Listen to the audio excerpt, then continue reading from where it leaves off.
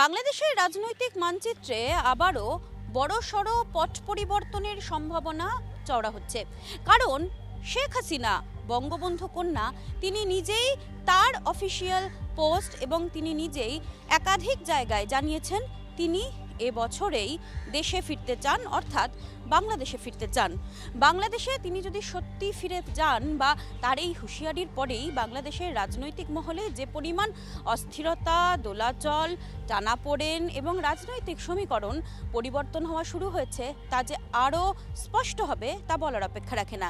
ইতিমধ্যেই শেখ হাসিনা তীব্রভাবে প্রতিবাদ জানিয়েছেন তুরাগ নদীতে ছাত্রলীগ যুবলীগের কর্মীদের যেভাবে মেরে ভাসিয়ে দেওয়া হয়েছে সেই ঘটনার, এবং এক নাগারে 2024-এর পর থেকে যা যা ঘটেছে বাংলাদেশ জুড়ে তা গণতন্ত্রের কথা তো বলেইনি, মানবিকতার জন্য একেবারে চরম নৃশংসতার প্রদর্শন হয়ে দাঁড়িয়েছিল।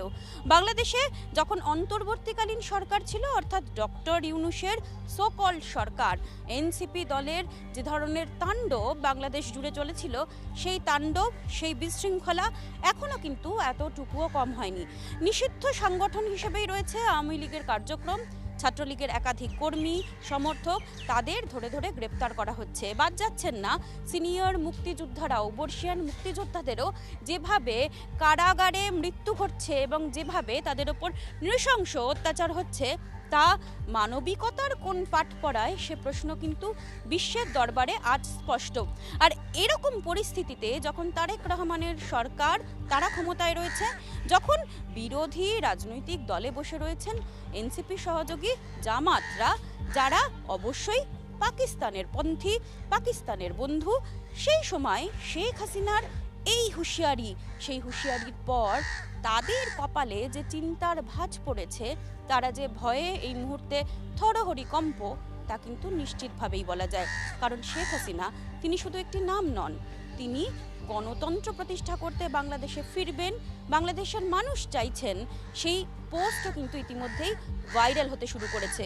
2024-এর পর থেকে আওয়ামী লীগ প্রত্যক্ষভাবে বাংলাদেশে থাকুক বা না থাকুক, বাংলাদেশ জুড়ে আওয়ামী লীগ ছাত্রলীগের কর্মকাণ্ড নিয়ে আলোচনা কিন্তু কখনোই শেষ হয়নি।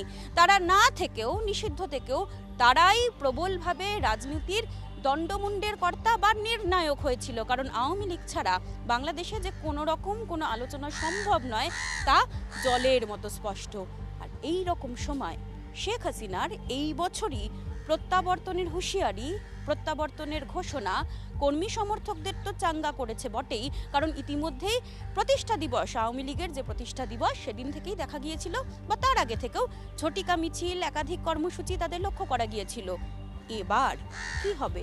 শেখ হাসিনা যদি সত্যি সত্যি বাংলাদেশে ফেরেন, তারপর কি হবে বাংলাদেশের রাজনৈতিক সমীকরণ এবং আন্তর্জাতিক রাজনৈতিক মানচিত্রেও অনেকটাই প্রভাব ফেলবে তা নিশ্চিতভাবে বলা যায়। জি 24 ঘন্টার জন্য ক্যামেরায় শুভ্র ঘোষের সঙ্গে মৌমিতা চক্রবর্তী, কলকাতা।